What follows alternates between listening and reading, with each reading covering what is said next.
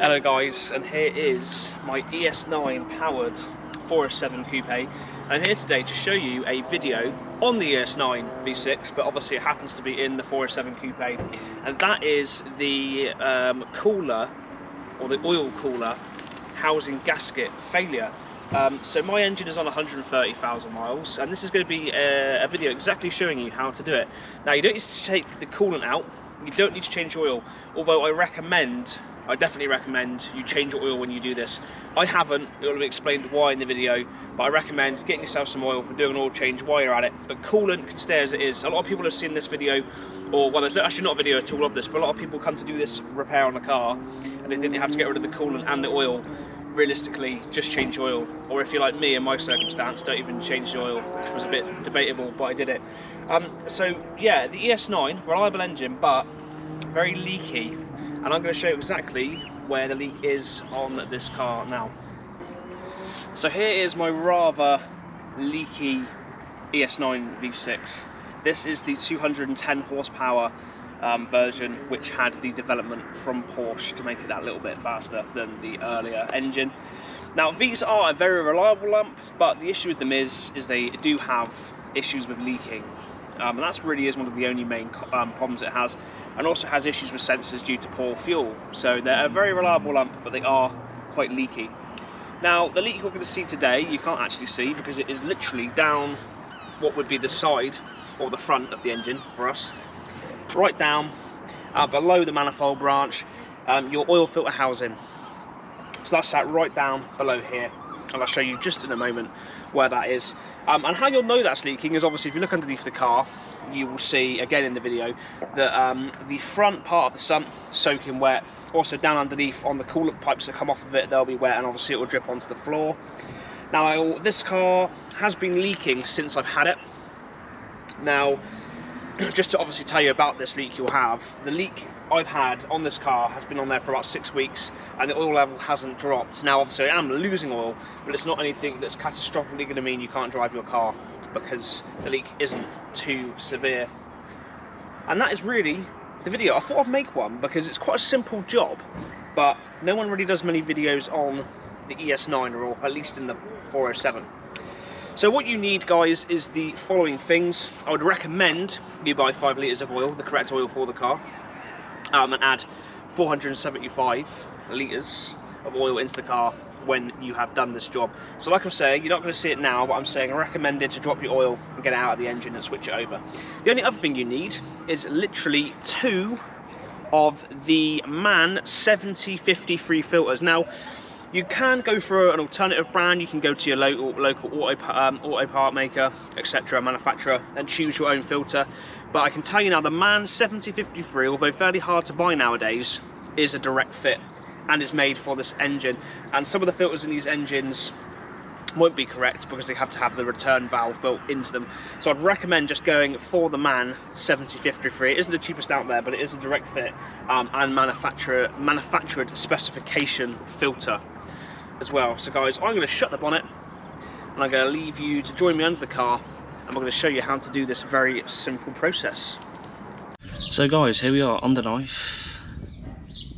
So here we are, guys, underneath the ES9. Obviously it's going to look different depending on what car it's in, obviously, but as you can see, we're very wet under here.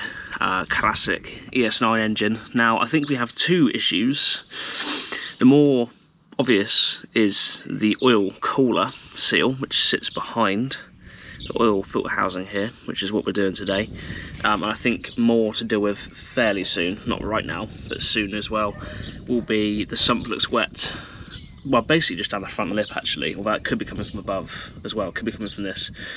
So I'm alleviating this issue today, and then I'm going to do a sump afterwards. Now, I have to admit, now how you should do this is do an oil change.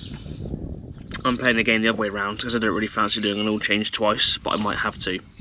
So I do suggest you remove the oil. I'm going to try and take this all off with the oil still in the car, which is very risky. Shouldn't really do it. But I'm going to do that because I'm going to change the oil in the next few weeks, or very soon actually, when I do the sump. And the oil in here is also very clean. It's only done about 1,000 miles on the oil that's in there, so yeah, that's the plan. But like I said, drain the oil first, and then you want to get your oil filter tool on here to remove this, so that we can access the nut, which can get this off, and then we can put the seal off of the second filter onto there, and hopefully this will all work.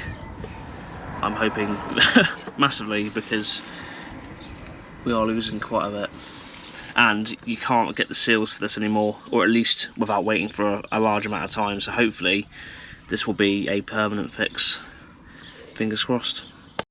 So the oil filter's off. We did lose a little bit of oil. I'm now going to take off this nut here, you can see it, the banjo. I'm going to work out what that is and tell you. I'm going to unbolt that, pull the unit out, and then put the new seal in place. Okay guys, that was the 27mm, and that is now loose. So there we go. Look at the state of that seal. Good guys, the seal sits right inside that lip here, see? Right inside there. And that can go straight. Alright then guys, so that is hand tightened back in. It was a bit of a fiddle, but the seal holds itself in there once you press it against the body of the car and tighten this in. So I'm going to tighten this up, then I'm going to put the new filter on, and then I'm going to put in, I mean, it's hard to hazard a guess how much to put in, but I'm going to put a little bit of oil in the car anyway, probably about 250ml, and then obviously I'll retest it afterwards. Obviously I'm going to spray and clear down all the underside of here as well, but yeah, tighten that back on, which is what I'm going to do now, and I can put the new filter on, and then once it's all clean, we can hope there's no leak, and if it is going to leak, it'll be back out down here again, so we'll find out very soon.